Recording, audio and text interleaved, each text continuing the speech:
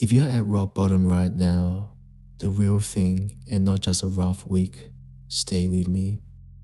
I'm not going to talk to you from the other side of this because I'm not on the other side. I'm in it. Right now, tonight, the same as you. For 10 years, I built a business worth millions, and before it, I failed at one business after another, a whole run of them that went nowhere. Now I'm watching this one come apart too, and this time the hole underneath me is 10 times deeper. So when I talk about the bottom, I'm not remembering it from somewhere safe. I'm standing in it while I say this. And here's the strange thing I'm learning down here, the thing this whole channel is built on. What feels like the end is almost never the end.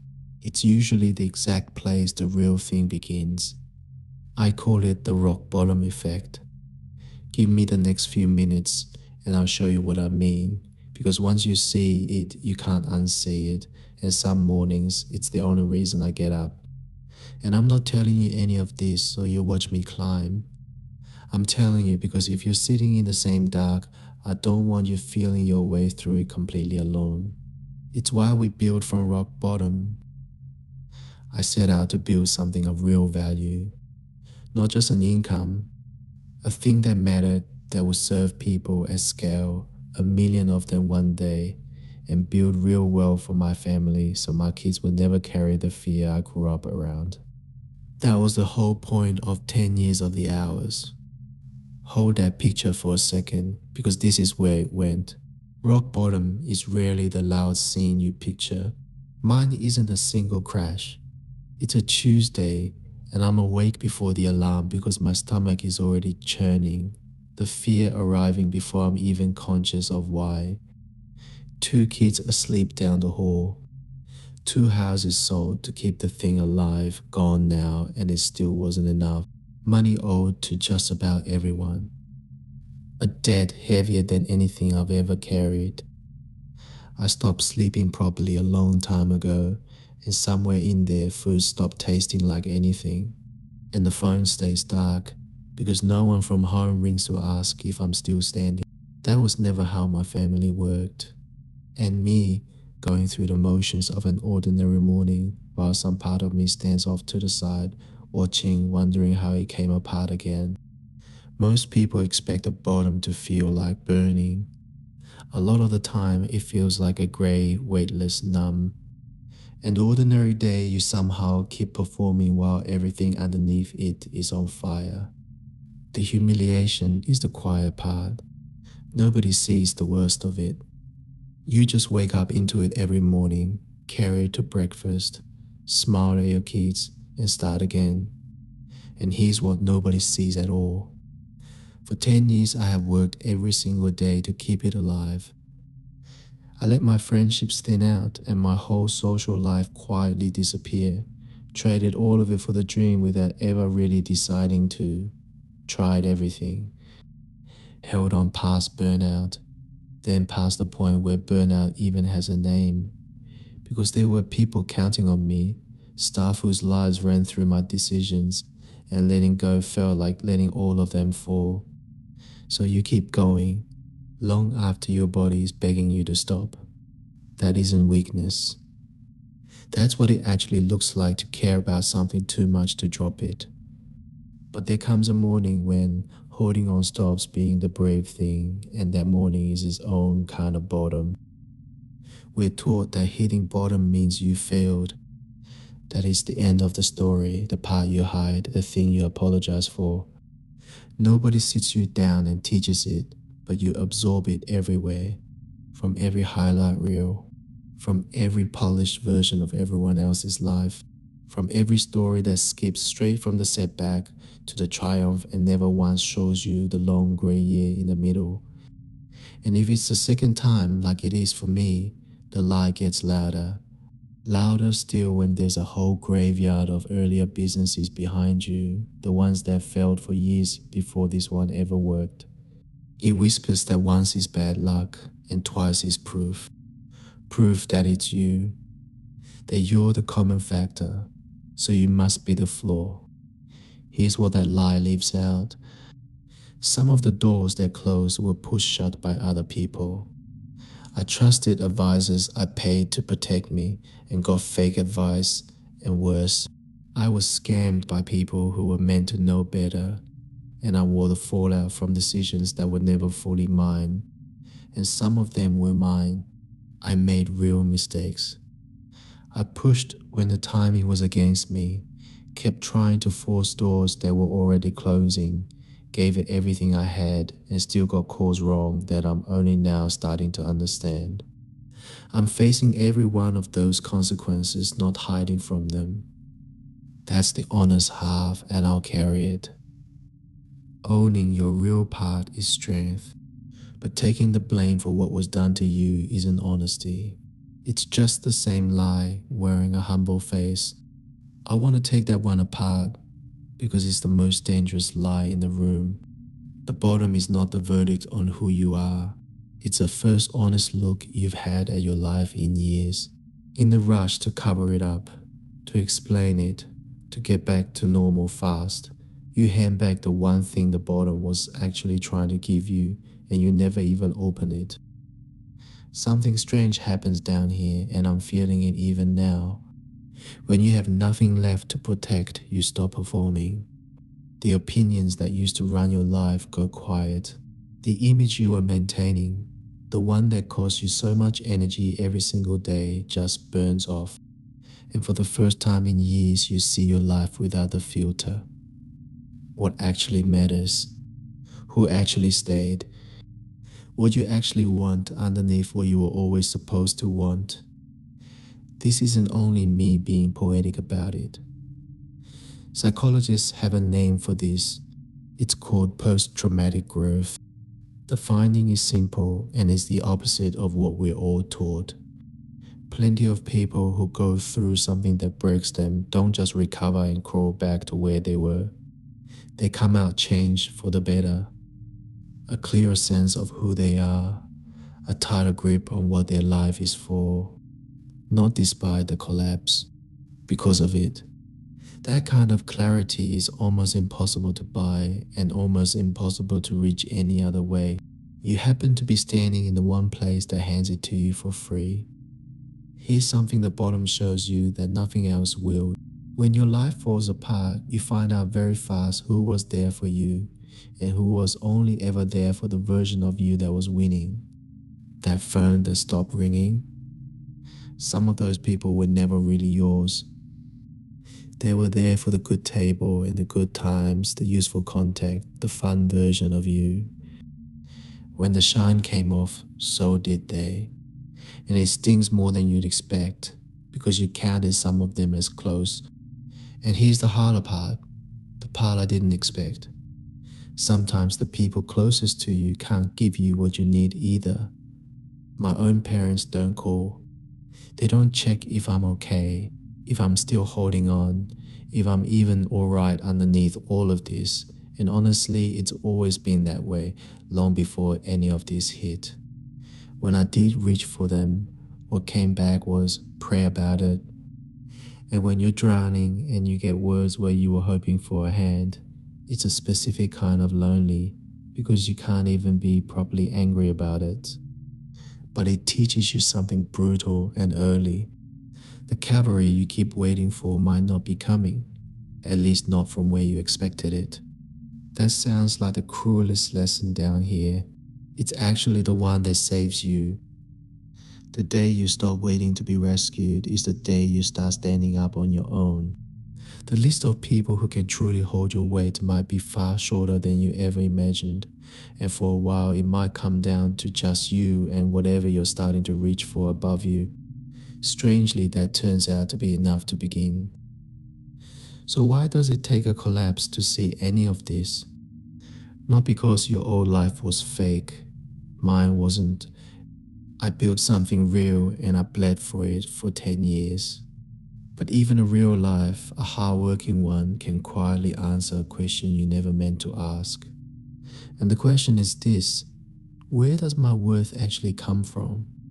For years, mine was welded to the business. If it was up, I was okay. If it was down, I was not. I never chose that on purpose. It just set like concrete while I was busy building. The fall is what cracked it open and showed me a self underneath that the numbers don't own.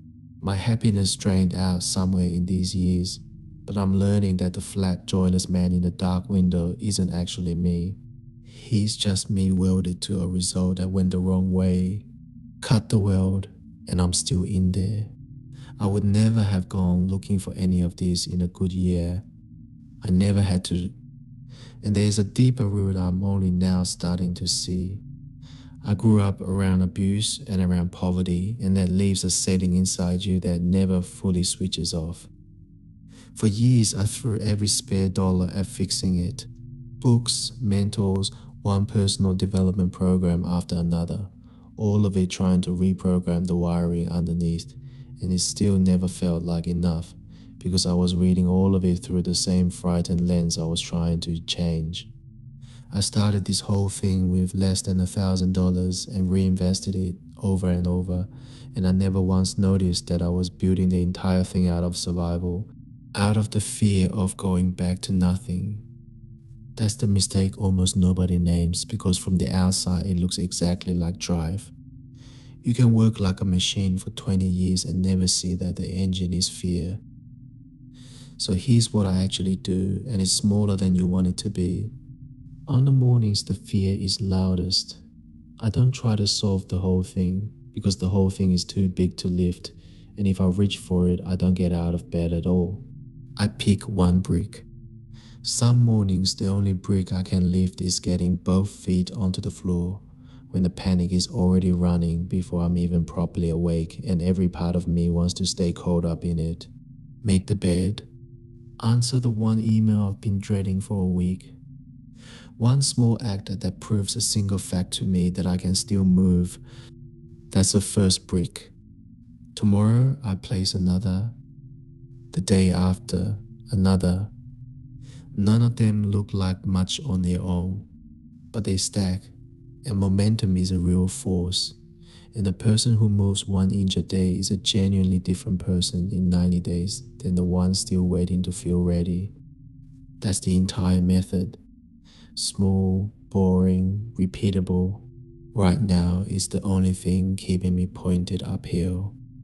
So before you close this, pick your one brick for tonight.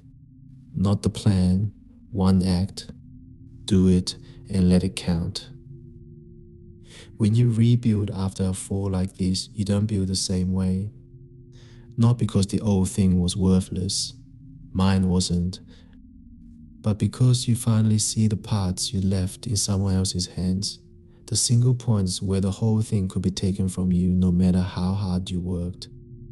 For me, some of those parts were people, advisors I trusted completely who turned out not to deserve it.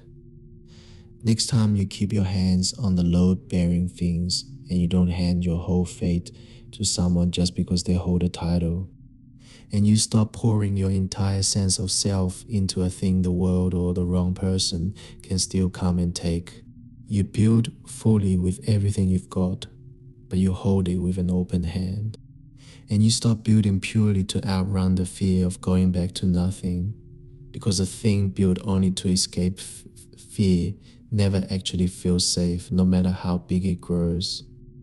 That's the pattern I'm trying to break now, not just the business I'm trying to rebuild.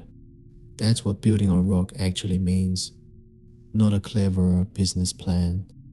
A foundation the next fall can't reach, because it's set in who you are and not only in what you own. And there's one more thing happening down here that I didn't expect, and I can't leave it out because it's the truest part. In the worst of it, I've started looking for God, not in a tidy greeting card way, in the desperate way.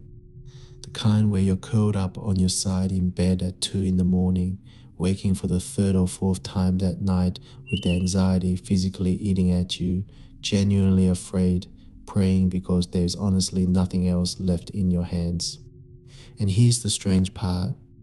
The prayer my parents told me to say back when I wanted them to actually do something, I'm the one saying it now, on my own, and I mean it, because I've run out of everything else. For years, it felt like every single door was closed one after another. And some nights, the only prayer I had left was simple: just open one door so I can save this thing. Lying awake, asking why this, why again, what am I supposed to learn that I clearly didn't learn the first time? I don't have clean answers, but the questions have changed me. When you strip a man down to almost nothing, humiliation and fear and a debt he can't see the bottom of, what's left is the questions that were always the ones that mattered. Who am I when I'm not winning? What is a life actually for? Is there something holding me that isn't the money, the status, the win? I'm still asking, but I've stopped treating this as only a disaster to escape and started treating it as something being said to me. That shift from why is this happening to me toward what is this trying to teach me is the difference between drowning and slowly learning to swim in the same water. But I owe you one honest warning because it matters more than anything else I've said. Rock bottom is a doorway, not a home. The effect only works if you move through it. Some people get down there and start decorating. They make the bottom their whole identity, their reason, their excuse for the next 10 years. You can always tell because they tell the story of their fall the same way, word for word, years later, like it happened last week. The pain stopped being something that happened to them and quietly became who they are. I feel the pull of it, especially the second time, when it would be so easy to decide the story is just that I fall. Don't do that, and I won't either. Take the clarity. Take the short, true list. Lay the first brick and climb. The bottom is a place you pass through on the way up. It is not an address. So if you're in that quiet tonight, staring at the wreckage of something you loved, I'm not going to tell you it doesn't hurt. It does. I'm not filming this from a mountaintop. I'm sitting in the same dark you are, with more to lose than I've ever had and less to hold it up with. But I'm still here. I laid a brick this morning. I'll lay one tomorrow.